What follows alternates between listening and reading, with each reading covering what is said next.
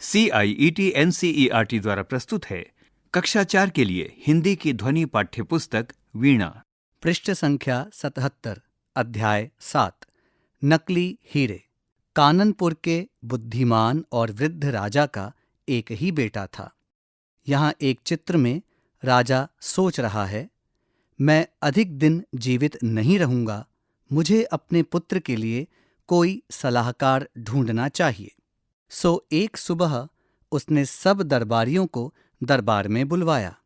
यहाँ एक चित्र में राजा अपने दरबारियों से कह रहा है, मैं आप सब से एक प्रश्न पूछना चाहता हूं, कृपा करके स्पष्ट उत्तर दीजिएगा।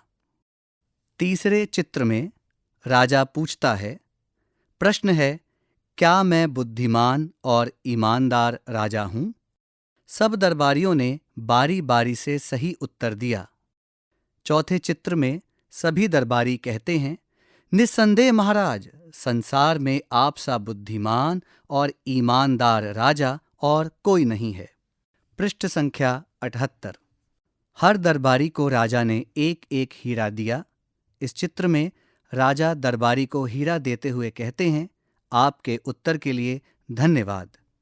सब दरबारी प्रसन्न होकर चले गए, पर एक दरबारी चुपचाप एक कोने में खड़ा रहा।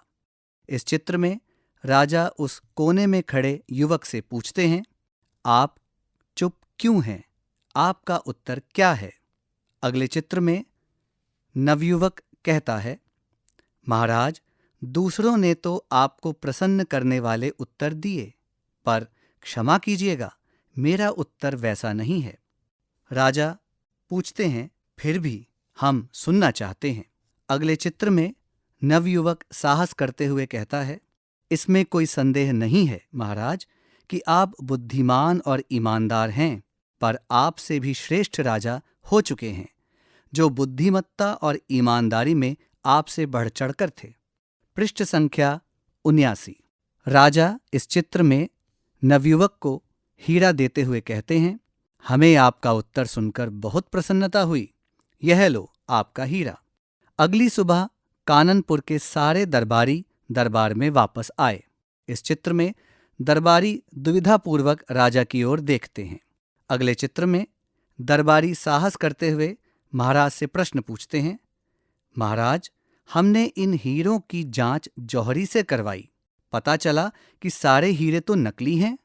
अगले चित्र में दरबारी राजा से प्रश्न करते हैं, आपने हमारे साथ ऐसा क्यों किया महाराज? पृष्ठ संख्या 80।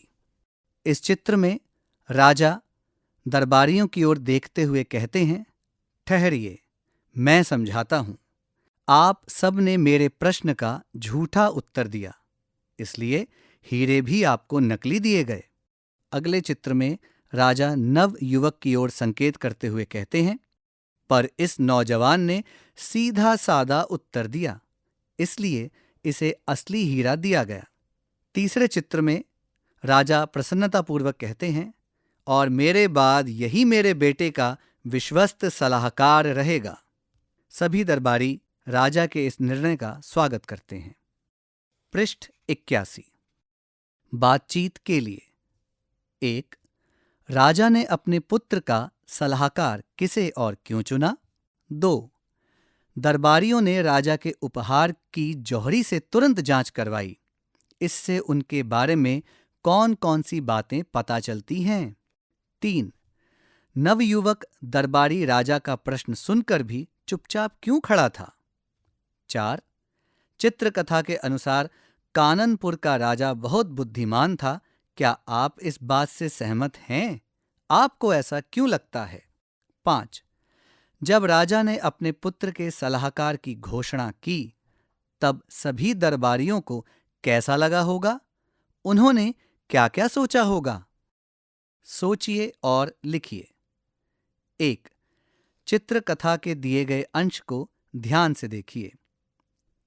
हर दरबारी को राजा ने एक एक हीरा दिया।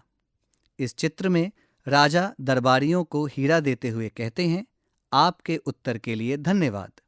दूसरे चित्र में सब दरबारी प्रसन्न होकर चले गए, पर एक दरबारी चुपचाप एक कोने में खड़ा रहा।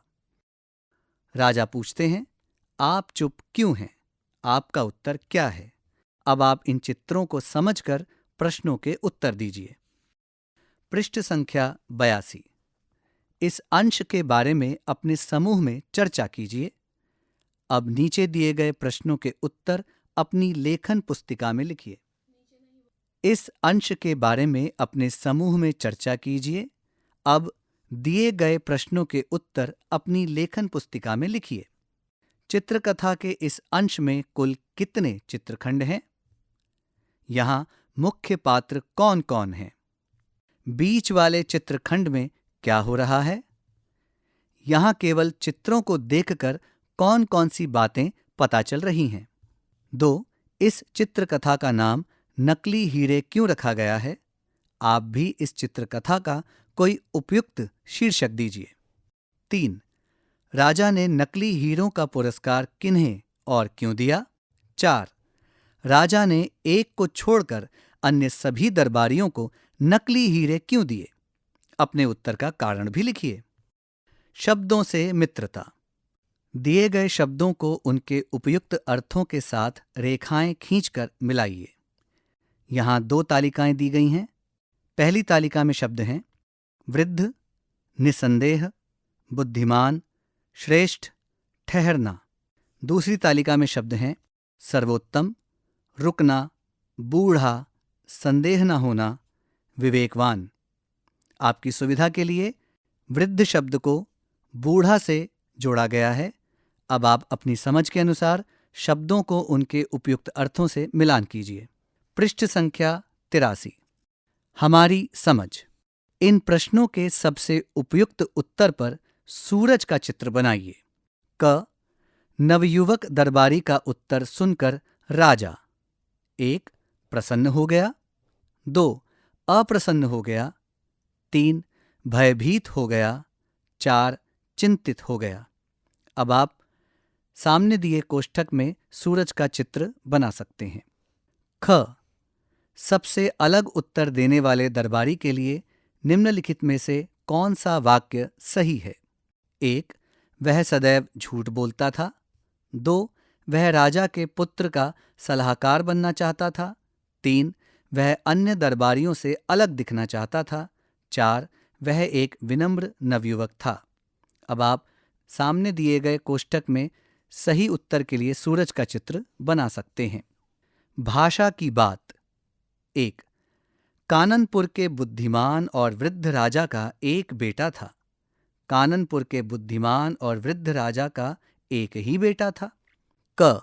इन दोनों पंक्तियों को ध्यान से समझिए। दोनों में क्या अंतर है? ख. आप भी कक्षा में 5-5 के समूह बनाकर ही शब्द वाले 4 वाक्य अपनी लेखन पुस्तिका में लिखिए। पृष्ठ संख्या 84। 2. यहाँ दिए गए वाक्यों में से जो आपको अपने लिए सबसे उपयुक्त लगते हैं उनके सामने सही का चिन्ह लगाइए। मुझे कहानियाँ और कविताएं पढ़ना पसंद है। मुझे रोचक कहानियाँ सुनाना या लिखना पसंद है। मुझे पहेलियाँ हल करना पसंद है। मुझे गणित के खेल और प्रश्न हल करना रुचिकर लगता है। मुझे चित्रकारी करना पसंद है। मुझे घूमने फिरने और खेलने में आनंद आता है। मुझे अभिनय या नृत्य करना पसंद है। मुझे गीत गाना या वाद्य यंत्र बजाना अच्छा लगता है। मुझे संगीत सुनना पसंद है। मुझे दूसरों के साथ काम करना और मित्र बनाना पसंद है। मुझे अपने सहपाठियों की सहायता करना अच्छा लगता है। मुझे प्रकृति और जानवरों के बारे में जानना पसंद है। मुझे बागवानी पसंद है।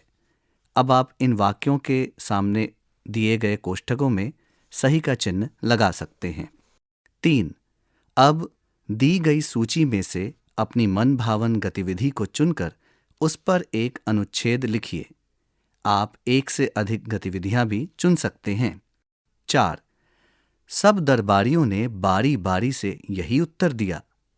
उपर्युक्त पंक्ति में बारी शब्द का 2 बार प्रयोग हुआ है। आप भी ऐसे शब्दों से वाक्य बनाइए। धीरे धीरे। रिक्त स्थान। पृष्ठ संख्या 85। भिन्न भिन्न रिक्त स्थान, साथ साथ रिक्त स्थान, बार बार रिक्त स्थान। 5. कृपा करके स्पष्ट उत्तर दीजिएगा। कृपा जैसे शब्दों का प्रयोग विनम्रता दर्शाने के लिए किया जाता है। नीचे दिए गए ऐसे ही शब्दों का प्रयोग करते हुए वाक्य बनाइए और अपने समूह में एक दूसरे से बातचीत करते हुए उनका प्रयोग कीजिए।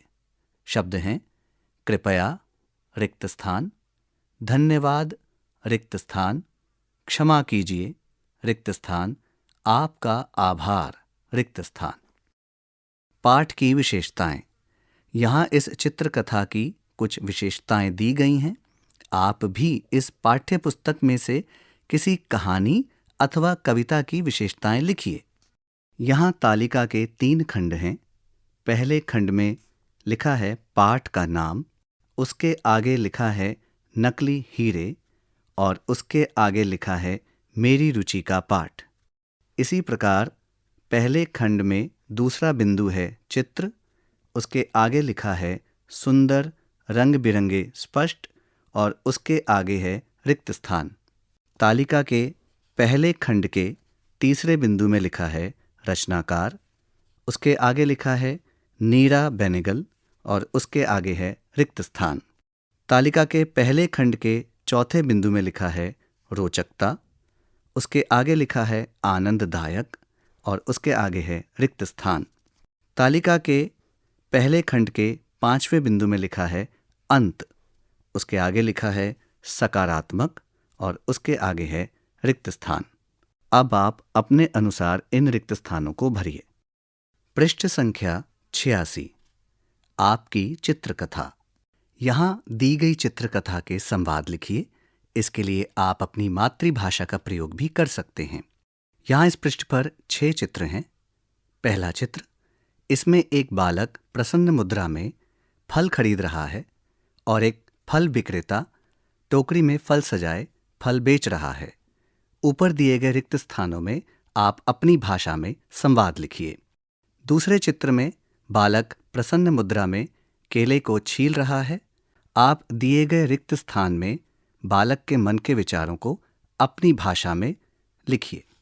तीसरे चित्र में बालक प्रसन्न मुद्रा में केला खा रहा है और उसने छिलका फेंका है और छिलके के पीछे एक कुकुर सो रहा है।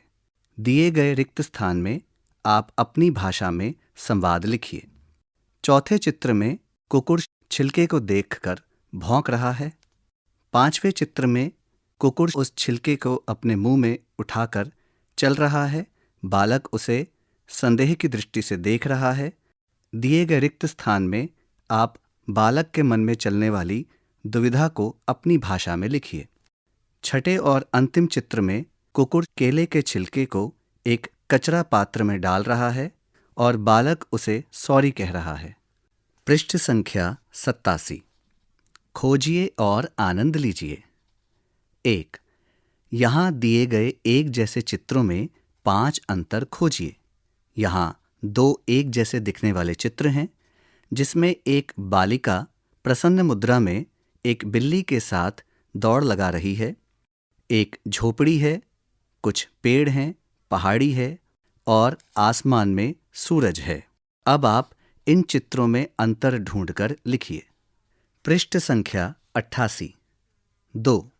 यहाँ एक कमरे का चित्र है जिसमें 2 सोफा कुर्सियां हैं। एक सोफा कुर्सी पर एक बुजुर्ग अखबार पढ़ रहे हैं। दूसरे सोफा कुर्सी पर एक बालक और बालिका पुस्तिकाएं पढ़ रहे हैं। बालिका पुस्तिका पढ़ते हुए प्रसन्न मुद्रा में है, जबकि बालक दुविधापूर्वक बालिका की ओर देख रहा है। बालक और बालिका के पीछे एक फोटो फ्रेम है और उसी के साथ एक किताबों की अलमारी है जिसमें बहुत सी पुस्तकें रखी हैं। बुजुर्ग के पीछे एक दीवार पर फोटो फ्रेम है और उसी के नीचे एक मेज पर एक लैंप है। बुजुर्ग के पैरों के पास एक बिल्ली फर्श पर बैठी है और फर्श पर एक दरीचा बिछा हुआ है। अब आप इस चित्र में छिपे 5 शब्दों को ढूंढकर दिए गए रिक्त स्थानों में लिखिए। पुस्तकालय से। 1. क्या आपने कोई चित्रकथा पढ़ी है? यदि हाँ, तो अपने सहपाठियों को उसके विषय में बताइए। 2. अपने विद्यालय के पुस्तकालय में से कोई अन्य चित्रकथा ढूंढिए और अपने सहपाठियों के साथ पढ़िए। पृष्ठ संख्या 89। हवा और धूल। हवा धूल को छेड़ के भागी, सोती धूल अचानक जागी। उड़ी हवा के पीछे पीछे, हवा हो गई धूल के नीचे। धूल खोजती आंखें मीचे, दाएं बाएं आगे पीछे। हवा चल रही सांसें खींचे, नीचे नीचे धूल के नीचे। लगा धूल को कुछ है गड़बड़, धूल धप्प से नीचे आई। धूल की आंख में धूल झोंक कर, हवा हो गई हवा हवाई। श्याम सुशील। यहाँ इस पृष्ठ पर हवा और धूल का चित्र है, जिसमें पत्ते उड़ते हुए दिख रहे हैं और उस धूल और हवा से बचकर भागते हुए एक बालक और बालिका का चित्र है। रिपीट। और उनके पीछे एक पेड़ का चित्र है। अध्याय 7 यहाँ समाप्त हुआ। अभी आप सुन रहे थे कक्षा 4 की हिंदी की ध्वनि पाठ्य पुस्तक वीणा। ध्वनियांकन वीरेंद्र रावत, वाचन स्वर प्रवीण शर्मा और शालिनी सिंह। निर्माण सहयोग जगबंधु जाना। निर्देशन एवं निर्माण विमलेश चौधरी तथा प्रस्तुति CIET NCERT नई दिल्ली, भारत।